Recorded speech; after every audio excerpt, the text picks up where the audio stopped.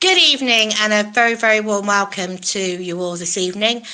From the OSC committee, we wish you all a happy new year and hope it's going to be a very successful one, football-wise as well. Let's bring Vic on because I know he's got some news on SAS. Hello, good evening. Chris. Good evening to you. I'm all right, and a happy new year to you as well. Although we said that on Saturday, whatever Thursday. day it was, whatever day it was.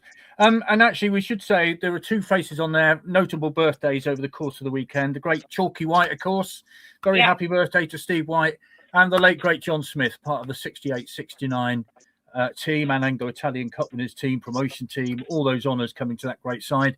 It was his birthday yesterday, so we remember the great John Smith. You'll also have noticed two of our new signings, Aidan Borland and Michael Ola-Kigby. And, of course, great news, Gavin Kilkenny signing a new contract. That's fantastic news. One departure to tell you about today. Princewell Bitumen has gone back to Southampton at the end of his loan spell at Swindon Town. And, of course, Mr. Hawes will bring us right up to date if there's any more movement in the next hour or so. So there you are. Busy old time. Busy old time. Right, some SAS news for you. At Salford, this forthcoming Saturday, the 10th of January, that's sold out. Limited spaces for Luton on the 13th of January. That's a week tomorrow, of course, in the EFL Trophy. And Bromley, the 24th of January, also limited spaces left. What a game that promises to be at Bromley. Goodness me. Harrogate will be rearranged. Of course, may have limited space once we know the new fixture. It will be a Tuesday night. It's going to be a long journey. Refunded those already confirmed not able to go midweek. So once the fixture is confirmed, we'll be able to take a limited amount of bookings. And Notts County on the 27th of January sold out already. And we are taking names for a reserve list for a second coach, but would need significant interest to run it, as currently only 2 on reserve. See you on Saturday. See you on Saturday, SAS Travel. That's it, I think, from the I just want to say we have got a event planned for the end of March. It's a Friday night, the day before Fleetwood, 27th, I believe. A sleep out at the County Ground. We'd love to do this. It's for Prospect and for homeless charities. But we do need a significant number of people to make it worthwhile. So if you are in the tiniest little bit interested, please let us know and we can add you to the list. We'd love to make it happen, but at the moment it's we've not had that much interest. So please, if you are interested or if you've got any questions at all, then please let us know. It'll be, I think it's in the Don Rogers now, sleeping out in the open, not on the pitch, I must say. But there will be facilities. So there'll be hot cold drinks overnight, and there will be a bacon roll in the morning. So please join us. But as I say, we do need significant interest. So yeah, and I have to say our thoughts are with those who actually are out in this weather. Exactly. I mean, we all know how cold it is. We're all sitting inside going, goodness me, it's cold out there. But for those who are out in the open all the time, our thoughts are with them. I think it must be horrendous. Must be Yeah. horrendous. Right, Yeah. let's bring the panel on. So we've got Liam. Hi, everybody. Oh, yeah. We've got Andrew. We've got Rob. Evening, And all. we've got Anna, but we can't see Anna. So hopefully we'll be able to hear her. So there we go. And I will see you later. Thanks very much indeed, Chris. Can you hear us, Anna? No. I think she can hear us, but she can't speak to us. So we'll see if we can figure that out. We also had a picture, of course, in our introduction of Gus and his family who'd made the trip over from the United States at the course of the weekend and enjoyed the win over Gillingham. I think they crawled off a jet the day before, was incredibly jet lagged, but enjoyed the 2-0 victory against the Gills. So well known to Gus and his family. Of course, Gus, a regular partner and person who gives us his information on here, and he's always very knowledgeable about the game. Should we go through the Gillingham game then, first and foremost? Liam, were you at the county ground for this New Year's Day fixture? I was indeed, yeah, and always good to be our friendly rivals from Kent. Are they men of Kent or Kentish men? Do we know? Ooh. Men of Kent. Let's go with that, shall we?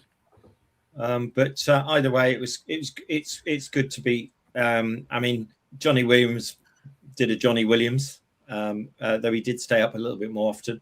And of course, he could have scored if it wasn't for that fantastic save from Connor Ripley. Absolutely, those two saves he did, really, I think. I mean, it was all about, wasn't it? Was it Taff got man of the match, didn't he, from the sponsors? But I thought those at 1-0, those two saves he made saved us. And I'd suggest he could have got man of the match for that game, for that performance. Great to have just under 10,000 there as well. That was superb, wasn't it? 14 under 10,000. So let's hope we get the same whenever we do play our next home game. I think it's against Salford, isn't it, Saturday week? So it was a good day all round. It was great to see. It was a professional performance of which we scored 2 goals when it could have been a 1-1. Or it could have been a 1-0, but it was all good at the end. And was it Chesterfield where Ollie did the cross, didn't he, for Finley Monroe's goal, didn't he? And he did a great cross this time. Yeah. I thought as well. Actually, there's more to his play than just being the big old unit at the top end who just nods it down, I think. He showed great pace to get to the ball in the first place. And you're right about Connor Ripley. I was going to discuss him a little later, actually, and say just how great he is at the minute. His form is excellent, isn't it? And one final piece is Hutton. All he seems to do now is long throws, and he lost Drinnan with Drinnan's goal. So I'm pleased he didn't have a cracking performance like a number of ex-Swindon players have normally done over the years. But if you think about that and Crawley, we haven't had those performances really. So it was all good stuff all round. If we'd played yesterday and won yesterday, it would have been a superb Christmas, wouldn't it? Because it would have been 4 wins out of 5. Still 3 wins out of 4 if you include Crawley as a Christmas game. It's still excellent stuff, isn't it? It's 9 points. I bet Walsall will be looking at us now thinking, I wish they had 9, but they had 9 points over Christmas because they didn't. No, I have to say you feel sorry for the Bristol Rovers fans who almost got to Barrow yesterday to find that the game was off. I mean, I've got to say hats off to Harrogate because they called it off early. We all knew what was happening. It was obvious it wasn't going to go ahead. I know Ian Holloway perhaps wasn't too pleased it wasn't on the day, the inspection, but for supporters' point of view, lovely. We could all stay in the warm. We didn't have a 6-7 hour journey. If you were a Bristol Rovers fan, a little bit different yesterday. Belinda, sorry, go on, just to say, there was only 2 games yesterday. Interestingly, they were the 2 12 o'clock games on Sky. So I'm sure they had a bit of support from Sky with pitch thawing and stuff like that. Forgive me. Probably, yeah. Belinda, what about you? You were there on New Year's Day? Of course, I was. And yeah, it was great. I think the first half was a little bit more sort of even, almost, and sort of concerning in some elements. I think not having Ollie Clark is really revealing itself. Although we are still winning games, which is what you've got to do when you're a team that's going to win the league or get automatic promotion. You've got to win the games even when you're not playing well. I think the home game before then was quite a good example. Can't think of who it was against. But then I think in the second half we became significantly better, and we were the more dominant team, save for those 2 or 3 shots that were made by Gillingham that were tremendously saved by Ripley. I think there was the thing that I found a bit strange was the booing of players. Now I know this is like a I don't know, this is more of like a me thing, but with past players, especially when they haven't done us any wrong, I'm not a fan of booing them. I'm like, when Johnny Williams was here, we quite liked him. You know, he would fall on the floor all the time and we'd be like, oh, get up. And I mean, we did the same. Unfortunately, the ref bought it. But I think for me as a fan, I tend to not like booing the players. I don't necessarily cheer and whoop them or whatever, but I just sort of treat them the same as I would any other players. There was also some random boos, I think, at halftime, but that might also just have been against the ref rather than the players, which is possible because there were definitely some dodgy decisions. But overall, I thought it was a fairly average performance that we won, which we've been doing a lot recently, and I think that's actually really important. I do agree. I think maybe the lack of a yellow card for a foul in front of the Don Rogers stand in the first half might have had something to do with the booing that the referee got. I did see that one very clearly, and the fact that it wasn't a yellow is beyond me.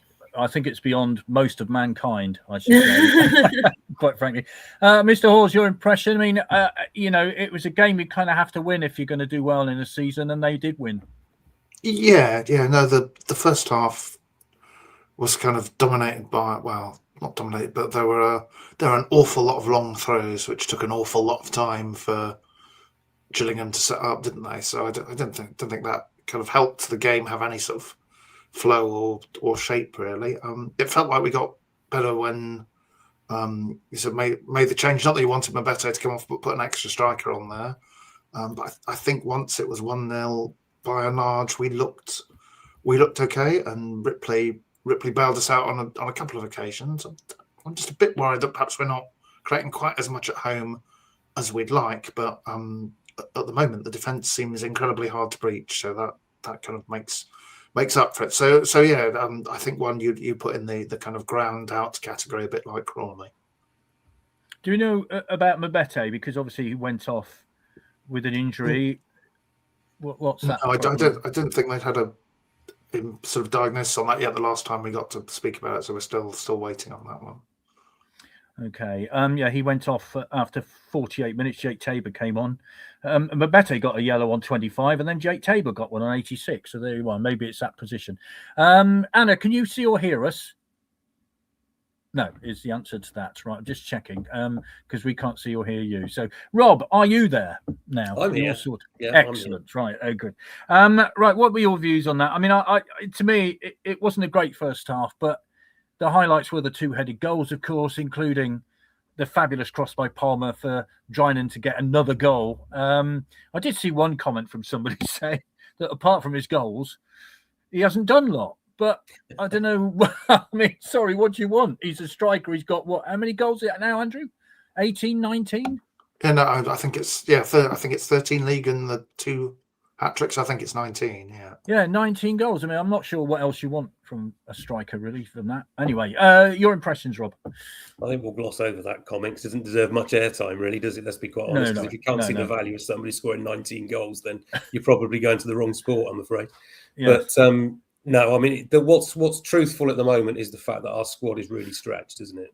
I think that's the bottom line at the moment, and that's probably culminated in the performances we've seen at Cheltenham and the performance we saw at Gillingham. And Andrew just touched on what is probably the most telling factor of our little run at the moment, which is they've worked out how to defend at long last. It feels like it's been years in the making for us to actually say that our defence looks at the moment like it can hold on to a lead, which has been one of our Achilles heels over many, many seasons, hasn't it?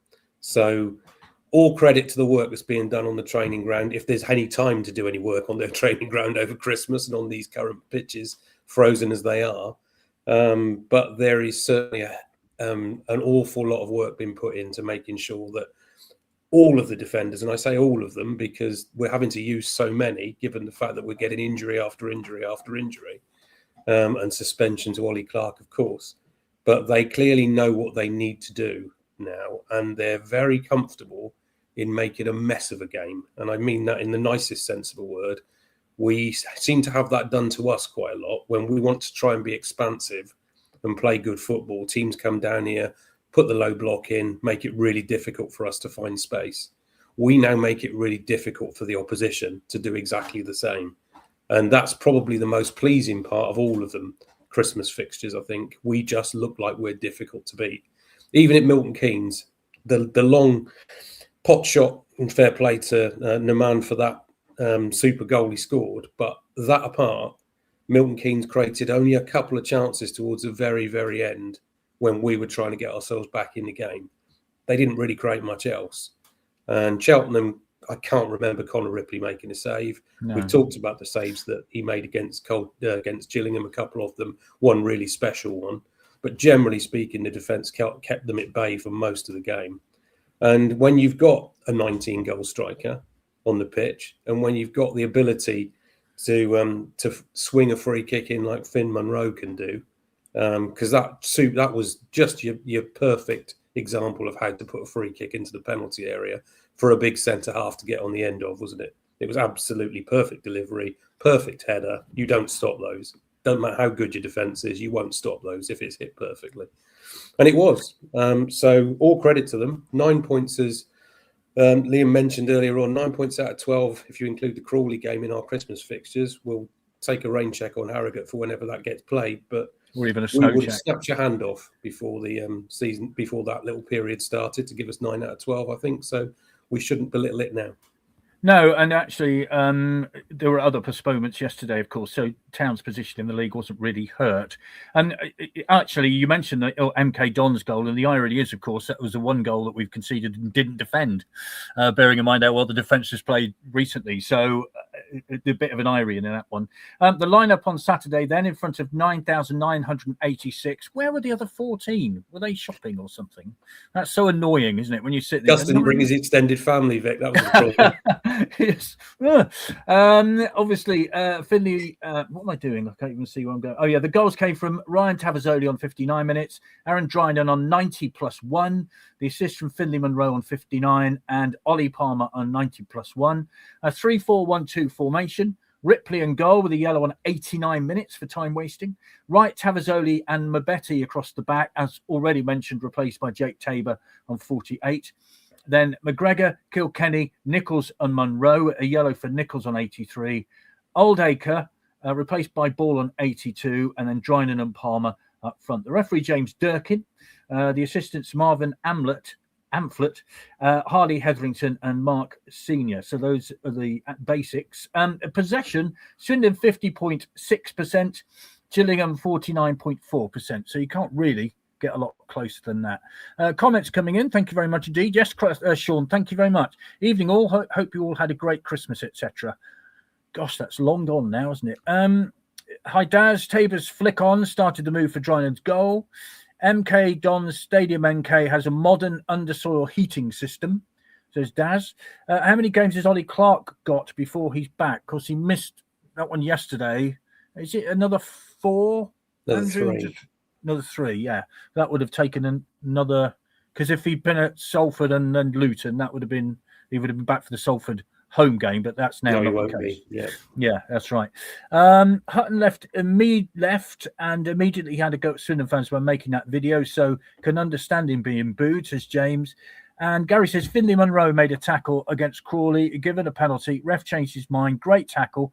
And then against Gillingham, forward clean through, and Monroe took it off his feet and then pass the ball across the pitch to Palmer. He'll be missed if he leaves. Right, let's talk about business. I'm going to go to you first, Andrew, because you may have information that we don't know.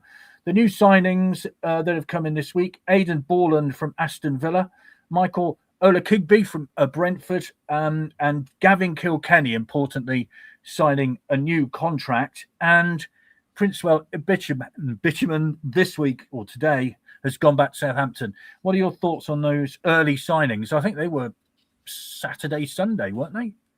Yeah. So I think from what I can gather, the photos for Borland were done on Saturday on kind of route to Harrogate before the game was sort of called off. So I think he could have been. I think there's a chance he could have been involved. The sort of logic behind Ola Kigby, and Ian Holloway was very kind of upbeat about him in the sort of interview we did before the Harrogate game, is he gives them the sort of pace and the running that they don't really have in the squad at the moment. He was also at Chesterfield for the second half of last season when they got in the playoffs. Started quite a lot of games for them, got a couple of goals, so he's not kind of a complete novice. All the Aston Villa people seem to say very nice things about Borland, who's a midfielder, and we're in clear need of one of those. People seem to think Borland's got a chance of doing well, and as FA Youth Cup winning captain, all the rest of it.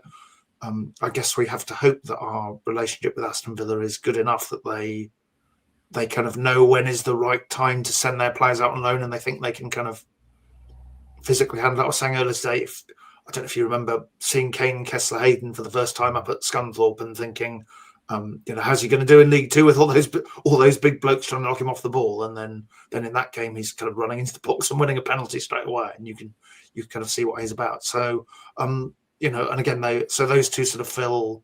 One fills a kind of type of player they haven't got, and the other fills an area where they need it. So they make sense, and they've clearly been able to kind of push the button pretty much on January the 1st and do them very quickly.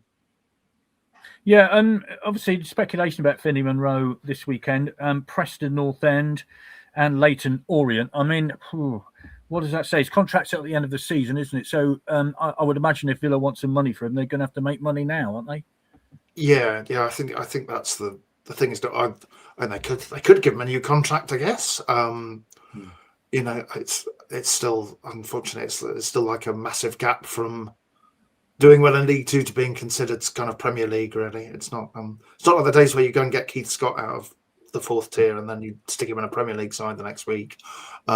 So I think we're just a bit at the mercy of kind of what Villa wants to do. If they get a bid, if it attracts Monroe, it does seem from all the accounts when you speak to him, he's having a good time here, both professionally and I think personally generally. So, but if Villa want to sell him and there's an attractive enough club for him to go to, we're a bit stuck. Yes, indeed. So, are you expecting your phone to go any moment? In Monroe's case, I certainly hope not. No, in terms of another signing, because obviously Princewell's gone back today. So does that free up a spot? Yeah. So I must firstly tip my hat to Sam Morshead at the Moonraker for having the name of this striker who's kind of in Wolves under 21s, who's Fletcher Holman, who they seem to think might happen. So again, I must admit I don't know too much about him. He's played a little bit in the kind of EFL Trophy for Wolves. So, but another kind of young forward they can bring in and see what they can do with, really. So he did score at Salford in the AFL Trophy. So if we're able to sign him up and get him up there, maybe he can do that again, which would be nice. But I don't know if that's. I must admit I don't know exactly what state that's in, but it's certainly not. It's certainly not over the line yet. Liam, it's good to see business done early, isn't it? Absolutely, very much so. I guess these two guys plus the fellow from Wolves will all be EFL Trophy Cup tied, Andrew, won't they? Well, because I lead an exciting life and I knew I was coming on later, I've had a look at the rules. I think they can play. I think you're allowed to play for two clubs in the competition if you've made a move in the window. So I don't see why Borland certainly can't play. And if the Holman thing happens, I think they can play for us as well. And Ola Kigby certainly can because he's not been out on loan. So I think in theory they can, assuming I'm reading paragraph 7.9 or whatever it is correctly. So touch wood, you can see them at Luton if you go. Yep. I mean, you're right about Sam. He's been right on the ball, hasn't he? Because I subscribe to the Moonraker as well. I'm heartily encourage that to everybody here. I'm not related to Sam Morshead.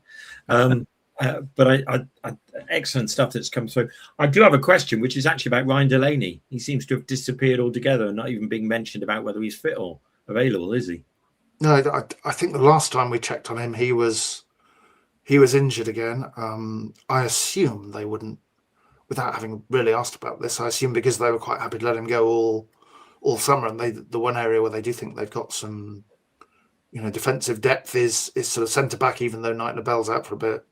Sonny Hart is back, isn't he? So yeah, and Tom Wilson-Brown should be back.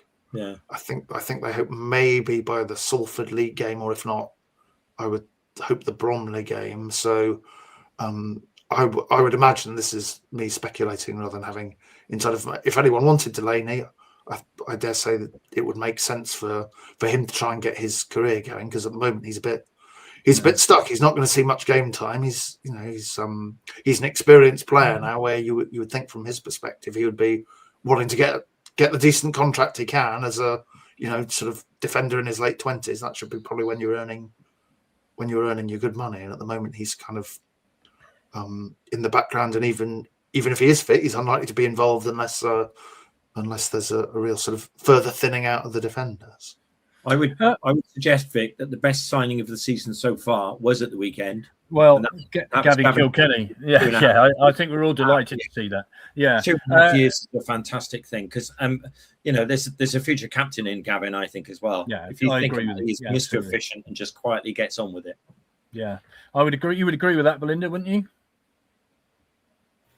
Yeah, absolutely. I think that there's a good few players where I'm like, I will be devastated if they go, and a few where I'm going, I really, really hope that we sign them. So then when I saw that we signed Kilkenny, I was very much over the moon. I think he's so crucial to the game. I think it's very obvious when he has a good game, and it's very obvious when he has a bad game, because that's how impactful he is. But he does it like a lot of midfielders, to be fair. He is you don't really notice it until, because most of the time he's fairly average and fairly. Oh, we have Anna. We have Anna. Hello. Oh my word! Do you know I've been anyway? Carry on. Yeah, all right, we'll get to you in a minute. We've been on 27 minutes, Anna. You haven't missed much. You're all right. It's just Kilkenny. I think he's fantastic. I think I will be gutted if Monroe goes, but I have kind of prepared myself for it. Is a very strong possibility. But if he does like it here, and his contract's out at the end of the season, he might have a little bit more leeway than the average person at this level, because of the fact that the contract's almost over. So I'm hoping that, if he gets an option, that he chooses to stay. But you never really know with these things. And of course, Drinan, I want to keep him forever. I love him. Fair enough. The background have been noted. This is from John. An unbelievably good set of shirts tonight. Special mention must be made of Andrew Two Shorts Hawes. Well done. Who from this point forward will be known as Andrew Two Shirts Hawes. Good job, everyone, and Happy New Year. Did Gus buy the club shop out? Yes, he probably did, I think, on Saturday. He went in there and spent a lot of money. That's all I can say. Anna, hello. Hello. Do you know what, Vic? I've been sitting here. My face has been on the screen.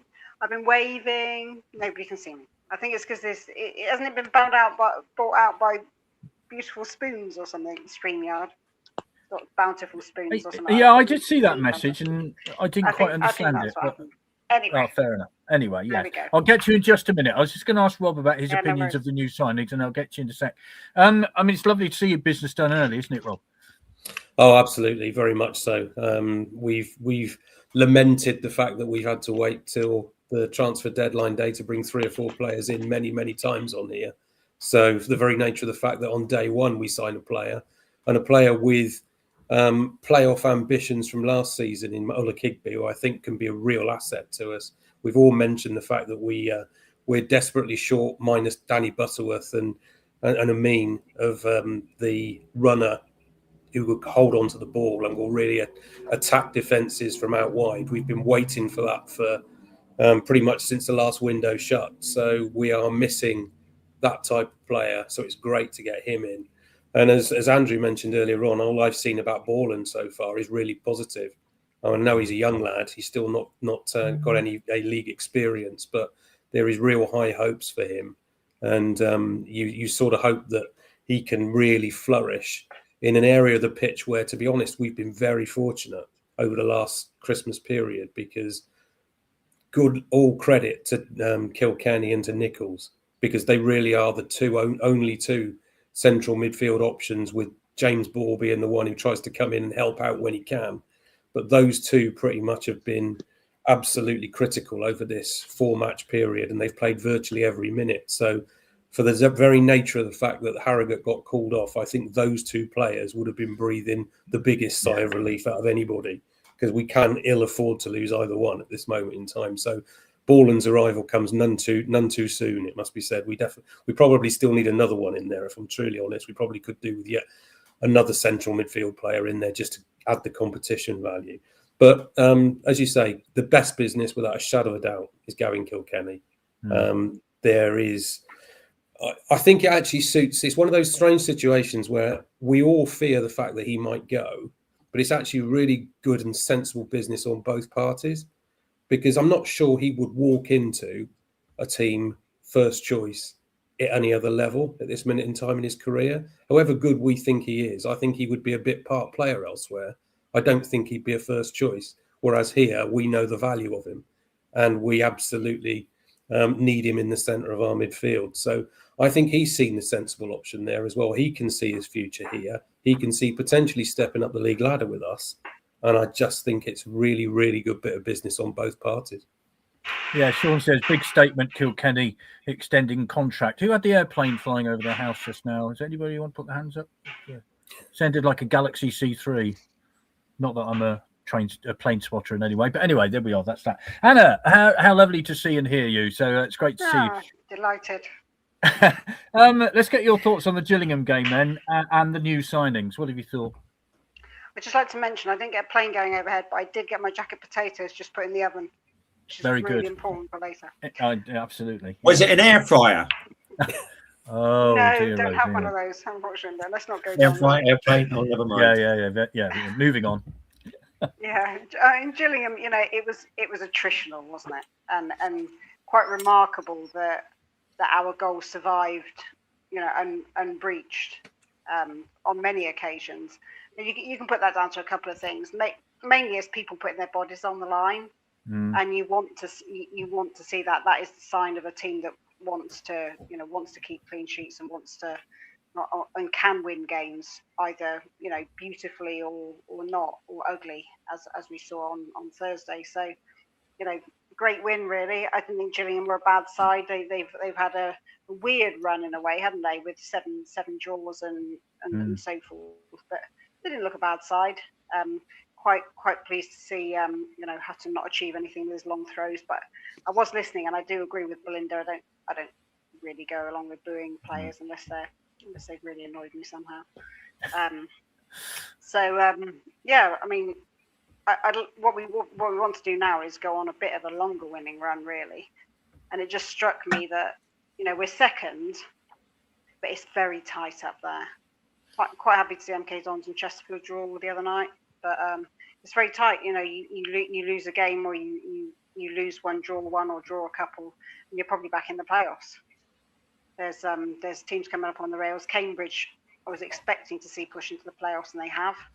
They've been on a good run. So we've absolutely got to keep it going, and there's a lot of dependencies around what happens in this transfer window on that, isn't there? With the number of games we've got in January, and we've done reasonable business so far. But and I would just I don't know if anyone said it so far, but just a note of caution that those lads we're bringing in are lads, right?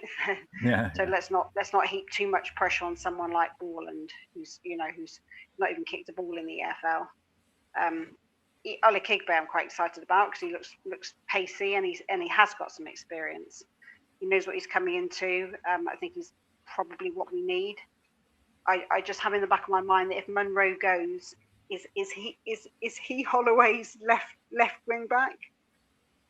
But Munro's been exceptional in terms of tackling back.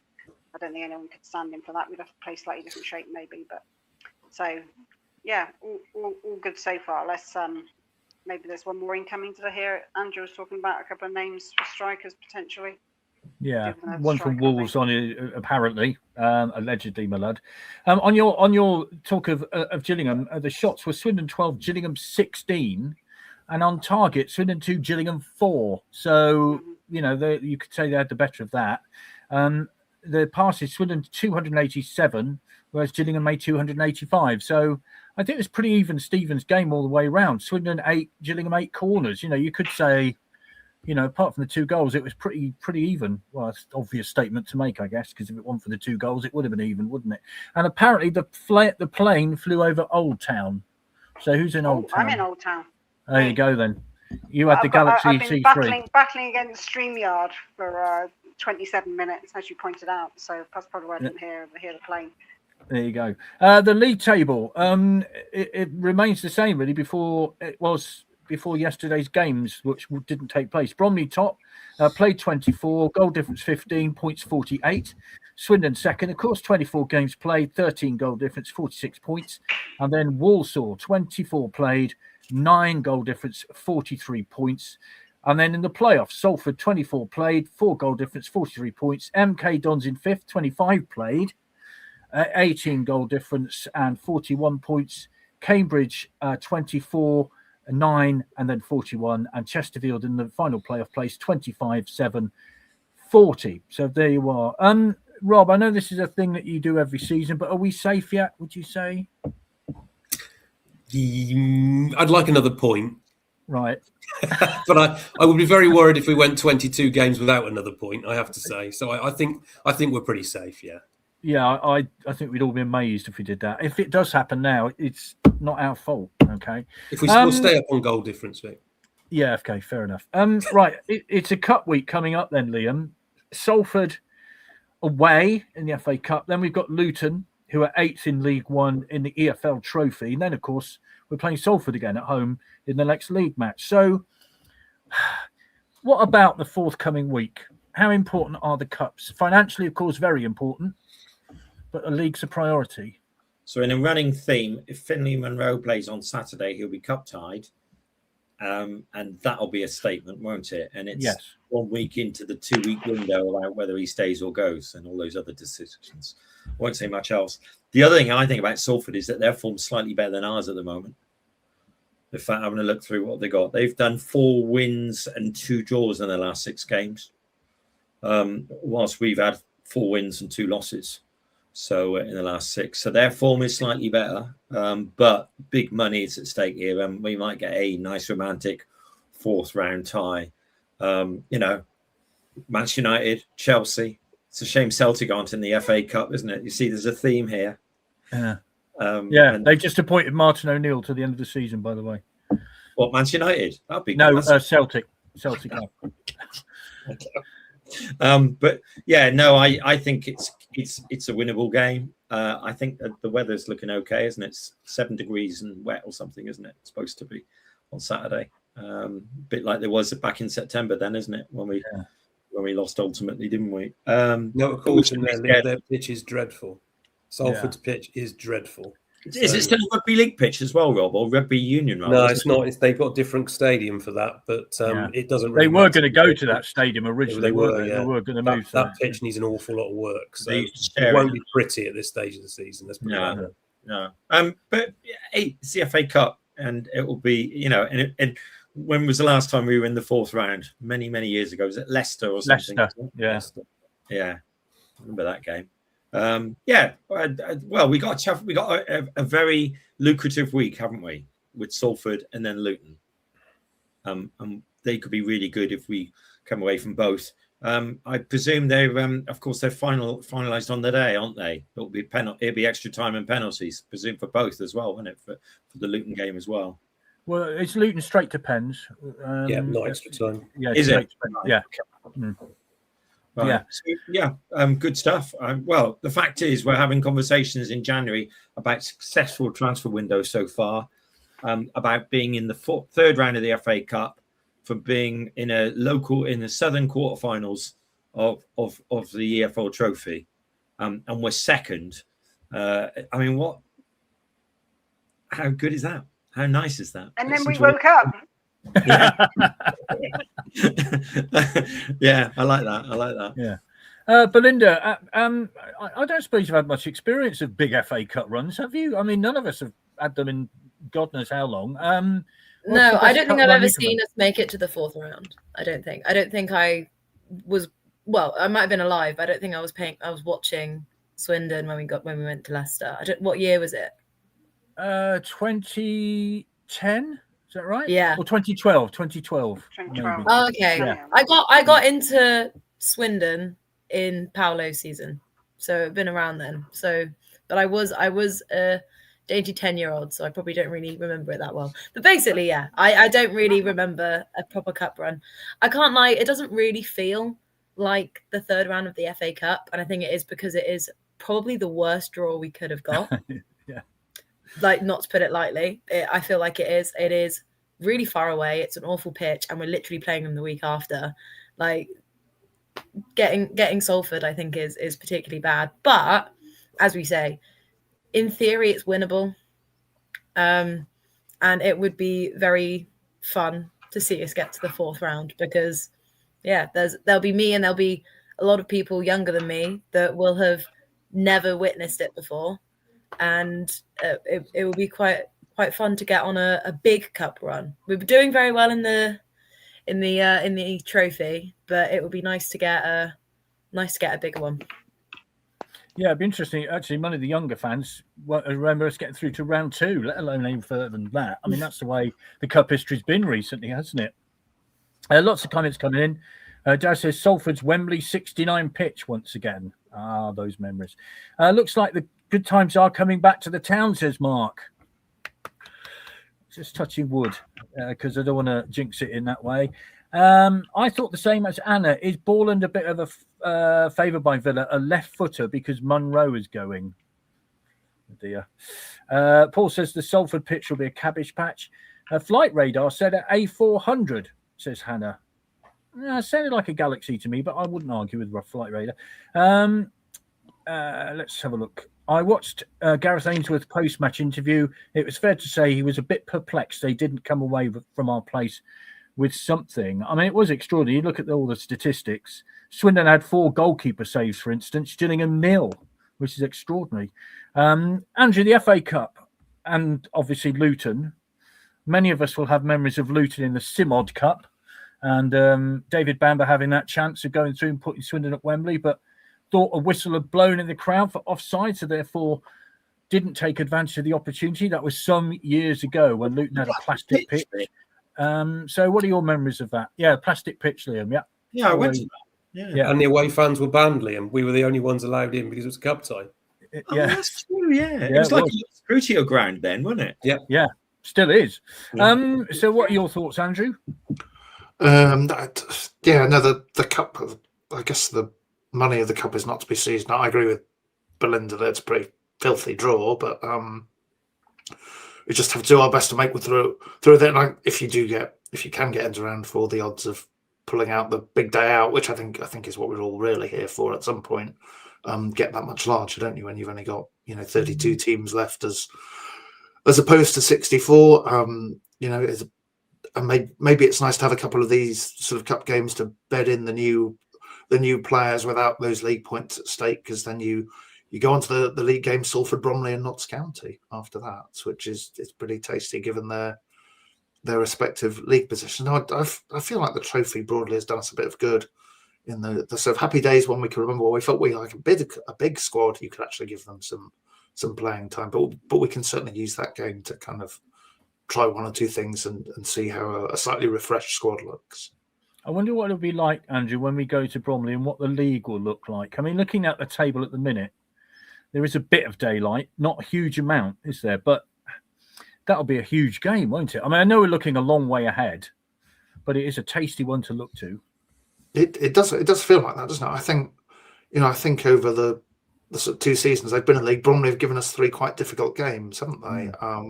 That was hard work to go and get a point there just after Christmas last season, but we managed to do it. They obviously beat us in Easter, and then we kind of squeezed past them fairly early on in the season, and the goalkeeper Grant Smith gave us a little bit of help with one of the goals. So they're just very good at the kind of the basic stuff of League Two, aren't they? Set pieces, being physical, getting it forward, getting crosses in. But hopefully we've kind of given some indication from how we've done against Gillingham that we can kind of handle all that sort of stuff and give it back in kind.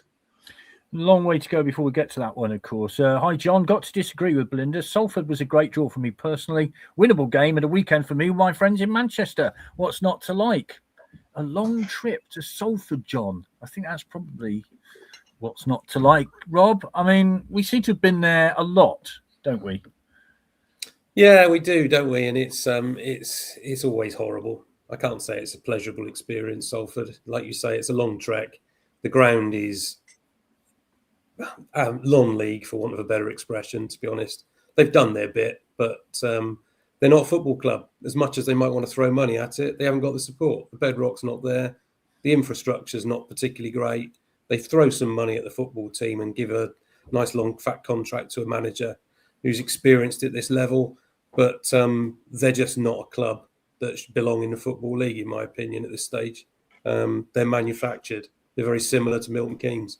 I just don't want to see Salford there, so I will be extremely happy if we should put not only them out of the cup on Saturday, but then nick 3 points off them the week after. I have to say it's not a club I particularly like to go and see.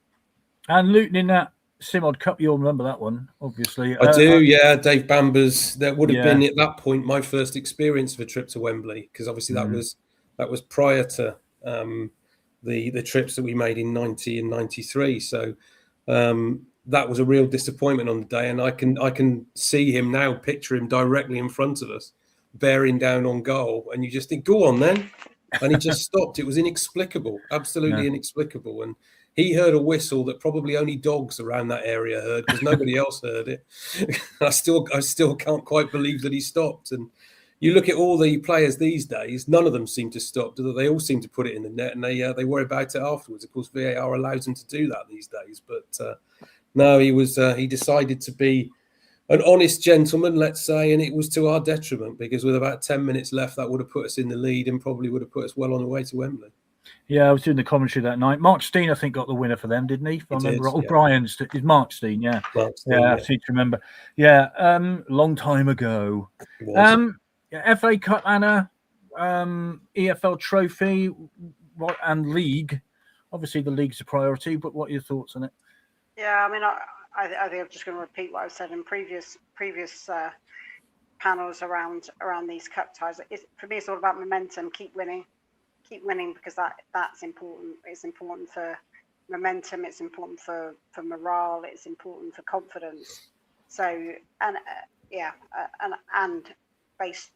based largely on what Rob's just said as well, I'd like to beat Salford, because it just cheeses me off going up there. It's such a rubbish little ground. It's always raining. There's nothing to do up there.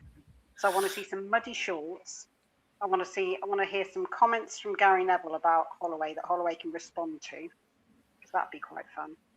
Just like the in the kind of the slight Amorim undertones there. But let's just keep winning. It was a pretty awful experience whenever it was November, when we went up there and got beaten in the last minute, or nearly the last minute, when we pulled it back to 2-2. So let's just put one over on them. Let's put one over them. Get into the fourth round. The EFL Trophy, same. Keep the momentum. I know he's got to be careful with who he plays, because there's going to be some tired legs. We've got some big matches coming up. He's got to prioritise. he's shown time and time again you can put a supposed second string out for that Virtue Motors, and they'll still turn it on. He'll have some big guns in the wings if he doesn't start them, and maybe partly it will depend on what comes out of Saturday and who gets through the 90 odd minutes unscathed. But I'm fed up with going up to Salford and losing, so let's do it. Yeah, if I remember right, Danny Butterworth hit the post just seconds before they got the winner up there. Yeah. I think, and then it was a horrendous day. It was weather-wise, wasn't it? It was dreadful.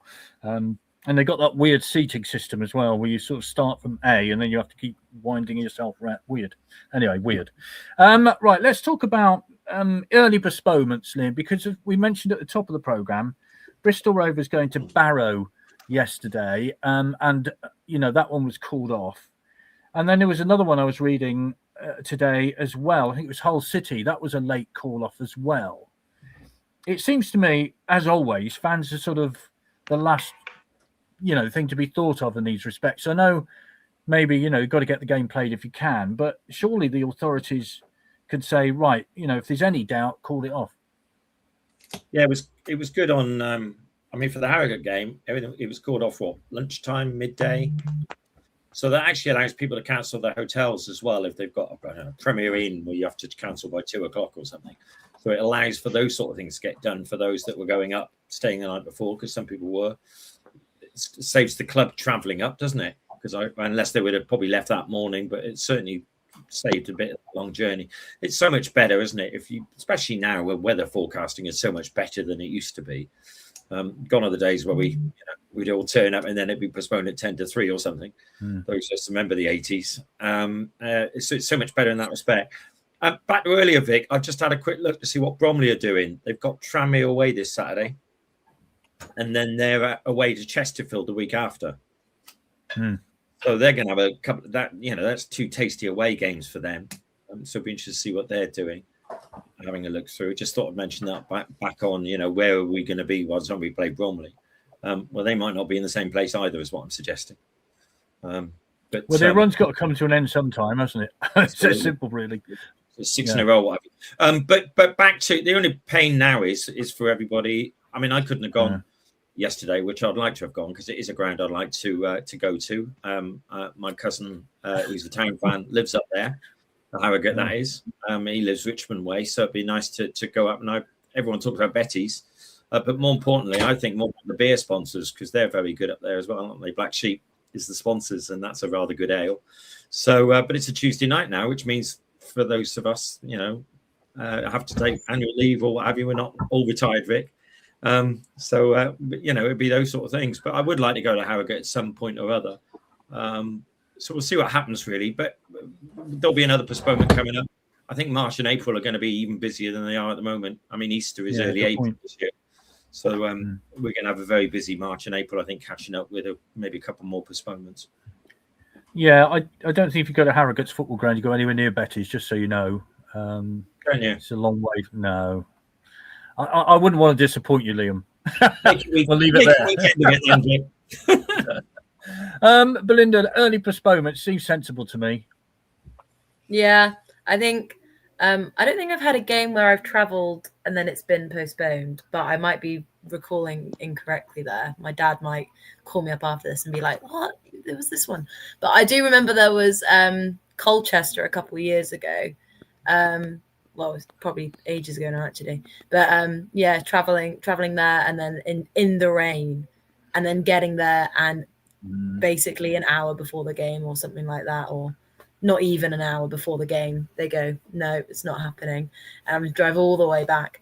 I think it's good that they put the fans first. I think it's also good that they've probably looked at their resources and their ability to de-ice the pitch and to actually and to make it playable, because sometimes you just have to accept that, we're not Premier League clubs, and therefore we don't necessarily have the capacity to make a pitch perfect, despite whatever weather is happening. So I think it's quite good of them to opt to just make the decision of, we're not even going to try. We're going to make it easier for everybody. My parents have been to Harrogate. I've not yet been, and apparently it's gorgeous, and therefore I would like to go at some point, but I will not be going on a Tuesday night because it's hard to go to any game that isn't within maybe an hour and a half drive on a Tuesday night for me, really, and I think for a lot of working people. Yeah, for those of us who are retired, it's about a 24-hour day, I think. Well, it always is, obviously, but I mean, unless you know different. But it'll be, by the time we leave and then the time we get back, it'll be a long, long day. Yeah, let's have a look. Lots of comments coming on about aborted games. I mean, Accrington springs to mind not too long ago. We got outside the ground. It was called off because of snow. Hull City many, many years ago as well. That springs to mind. We were within sight of the Humber Bridge, if I remember rightly, and they called that one off. John says, unbelievable comments about Salford, a great place to live. And what would you do over a weekend without a long trip? And abortive trips to Stockport and Birmingham always come to mind. The League Cup semi-final as well at Bolton. That was called off, wasn't it, late on? Andrew, when did you find out about Harrogate? I mean, the trouble is you get in that mindset, don't you, where you think it's going to be off. It's bound to be off. And it is a difficult one to get out of. So you then start planning what you're going to do on the Sunday instead of going to Harrogate. So how did you sort of... I think there was a sort of fairly early indication that they were going to have a lunchtime pitch inspection. I think at that point I was kind of thought, I'm not sure, the cynic in me thought, I'm not sure how motivated they'll be to keep it on given how bad their current form is. If you want to go to Harrogate, unless they pick themselves up, you might have to go on a Tuesday.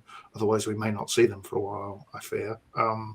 But yeah, so it was there was a sense it was quite unlikely when you heard Harrogate were going to have a pitch inspection and you saw the weather forecast combined. Really, I think maybe despite the Christmas schedule and the fact we were stretched, I think the players probably would have liked to have done it and got it out of the way rather than have the Tuesday night. But I think from supporter sense, it made sense to do it early, didn't it? Really, and I think the team didn't necessarily get that far to Harrogate either. So yeah, fair enough. It's a fair point. Get the fixture done and dusted, and not a long Tuesday night. Gary, I agree with Anna. Good momentum and gives all the squad players minutes. Don't think we're bothered about our friends down the road getting to Sheffield, mind. Good point, Sean. Like I said, says Mark, I'll put a bet at the start of the season to win the league. Still looking good. And Tim said 4 of us made it to Harrogate and stayed all weekend. Well, fair enough, as long as you enjoyed yourself. Rob, I mean, we've often discussed this, haven't we? If it's in doubt and, saves people a long trip, and that's exactly what Harrogate did. Yeah, all credit to them. As you know, I live with a soothsayer because she'd already predicted that the game was going to be off on the Thursday. So clearly somebody's in the know about the weather far more than I am. But it was absolutely the sensible thing to do. There's no doubt. I think the league position of Harrogate and their current resources probably played a significant part in that decision. I don't think they would have made a very, very large effort to try and get that game on because I think they could do with some reinforcements before they play us. But I don't think equally we'll have been too disappointed either because we would have been going up there with a scratch squad, wouldn't we? Let's be honest. With Mabetti injured against Gillingham, he wouldn't have played. Okay, we may have had some success in the transfer market to get a couple of extra bodies in, but we certainly wouldn't have been able to fill our bench again. I'm sure of that. So I think it probably suited all parties. And with them making such an early decision, it suited supporters as well. So I think it was a sensible decision all round, and all credit to them for making it so early. We've been on the end of so many, as you read out earlier, where that's not been the case. You appreciate it when it does happen. Yeah, I went to Budley against Ottery on Saturday. Very good game. Ottery winning 3-2 in the last 5 minutes, and it was very good. One of the rare games that was on locally as well because of the frosty conditions. How about you, Anna? I mean, you'll have been to games where they've been cut. I always remember Barrow when it was raining, and we all thought this is going to be off. This is going to be off. And the pleasant surprise was it was actually on when we got there, which was a real change. But it's always a danger, isn't it, with these long trips? Yeah, I mean, it's Harrogate postponement is one of the rare times that perhaps the supporters are taking into account more than other things. There aren't many of those times, and when you look at some of the fixture scheduling, perhaps it'll creep in League One and League Two as we go forward. But for the Premier League and the Championship, when you're getting Newcastle, Bournemouth at 12:30, I don't think the football authorities really care much about the fans, to be honest. So maybe this is one of the rare occasions. I'm not looking forward to going to Harrogate on a Tuesday night, to be honest, but I have a ticket now, so I kind of feel I have to. But and that is a downside. That is a downside that that will become a Tuesday fixture, unless there's some, I don't know, other involvement from other clubs in FA Cups or whatever. But I think there's something to be said as well for getting these games over and done with. If you remember back in 79, 80, no, 78, 80, 79, perhaps periphery of my memory, but when we had games in hand, I think on the leaders, and just blew it basically, threw it all the way. So games in hand are not always a good thing. I think there's something to be said psychologically for staying in that top three, which is referred earlier to keeping up the winning momentum. So lots still to do. But yeah, I was quite happy not to have to get up at whatever o'clock in the morning on Sunday and get out and scrape my car. Yeah. To get all the ice off, ready for the trip. But yeah. Yeah, it would have taken a long time to get that ice off, I'm sure. I wasn't looking forward to that early start. Gary says, I remember going to Chesterfield in the 70s with my friends. Car radio not that good. Got out of the car singing We Are the Barmy Army, and a Chesterfield sound, the game is off. We jumped in the car, went to Derby against Man United. Stuart lets in 150. There was an occasion at Chesterfield when the floodlights failed. They were playing them on the Friday night, and it got abandoned. And then we all on the Saturday. So we all came home and then went back again on the Saturday. Remember it well. And Mark says, remember Bolton Wanderers in the cut waterlogged pitch? I was in a Bolton pub, the groundswell forking the pitch, end in a nightclub in Manchester. There are upsides, I guess. There you go. Thank you all very much indeed. Thank you, Anna, for persisting as well. We got there in the end, which is good to know. And thank you all very much indeed. And we'll see you all. Are you off to Salford, Belinda? Did you say, or you're not going? You are going. I'm not going up. My dad is, so he'll tell me all about it. But I am unfortunately not, because to be honest, I just don't like going. Salford is not a ground that appeals to me to go, and I'm quite selectful with my away days. Yeah, fair enough. Liam, are you heading north? Sadly not, because I'm going to Ireland this weekend. Oh, yes, of course. Yeah. FA Cup fourth rounds on the weekend of Valentine's, the 14th, and we're due to play Shrewsbury, and Shrewsbury are away to Wolves on Saturday. Right. Okay. So based on thing, that could be a weekend in Harrogate, but there again, I'd like us to beat Salford on Saturday first. Yeah, fair enough. Everybody, we wish you all well. Thank you very much indeed for your company. Andrew, you're in for a busy few days. I know you are. Waiting for your phone to go, or phoning people up and all that kind of stuff. So we wish you well. And around about 8 o'clock in a minute, I'm sure there'll be something on Twitter telling us that Swindon have signed a player, because that's normally the way of it. Fools rush in at 9 o'clock, of course. I'm just checking one more time before we go. Still no news of another signing, so we're all right. Etcher Bitumen's gone, but the ones that we signed over the weekend are the only two so far. Chris. Excellent. Thank you ever so much, everybody. Vic and I will see you next week. We have got a special guest for next week, which is Darren Perrin. Sorry, I can't get the words out. Darren Perrin, who's just brought a book out.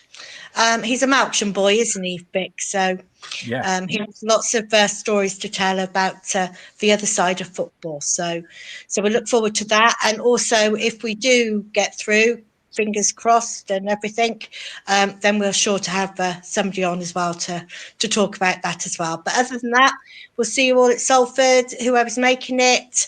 And if not, we'll see you back here on Monday. So take care, everybody, and keep warm. See you soon. Bye. Cheers all. See you later. Bye.